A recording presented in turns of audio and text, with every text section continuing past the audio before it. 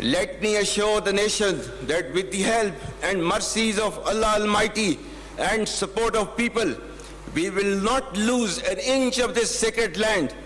And from here on, you all shall be contributing to the same cause and great enterprise.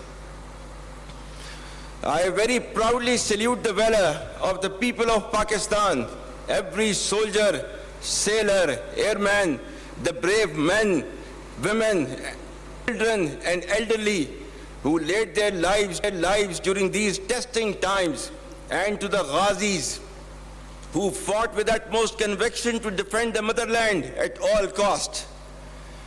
The national leadership, bureaucracy, scholars, scientists, media, academia, and most importantly, the youth deserve rich tribute for standing firmly against aggression. Our Shohda, who have sacrificed for the creation and later preservation of this great country, deserve highest recognition. We owe our deepest respect for the martyrs and their families, because of whom we enjoy freedom and independence. You are the heirs of martyrs. Live worthy of their memory.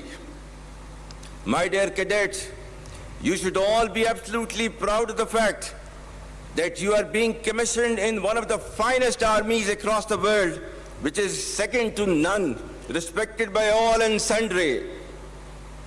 This demands your absolute loyalty to Pakistan, to the armed forces, and the sacred task being entrusted onto your shoulders.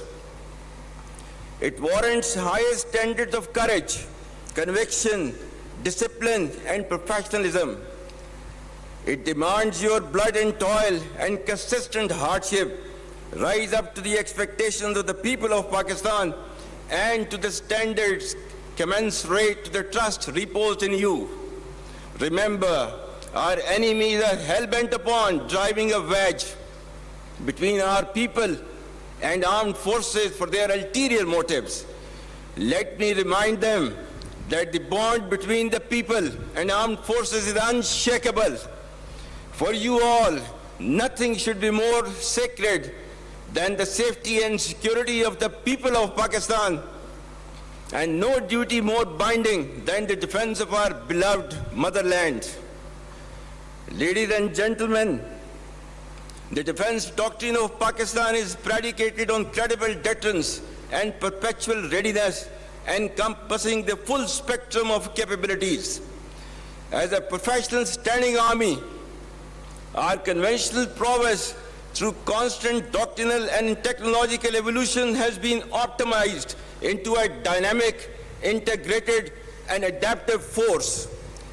You should all understand the need for intellectual readiness and technological advancements, embrace innovation, lifelong learning, and adaptability to meet modern threats.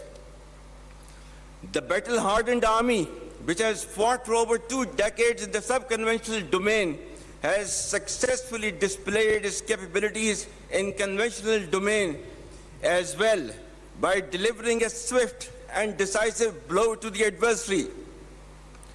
Should a fresh wave of hostilities be triggered, Pakistan would respond much beyond the expectations of the initiators.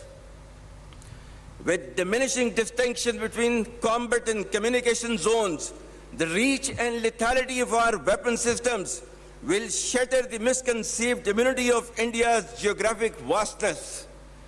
The deeply hurting retributive military and economic losses inflicted will be much beyond the imagination and calculations of the perpetrators of chaos and instability.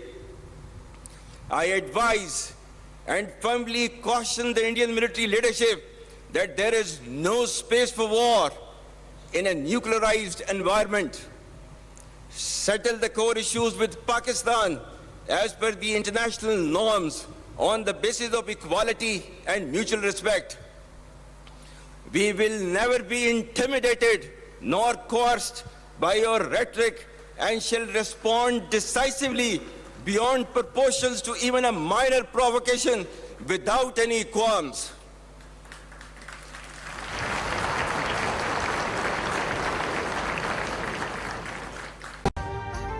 अभी subscribe करें ताकि कोई खबर रह न जाए।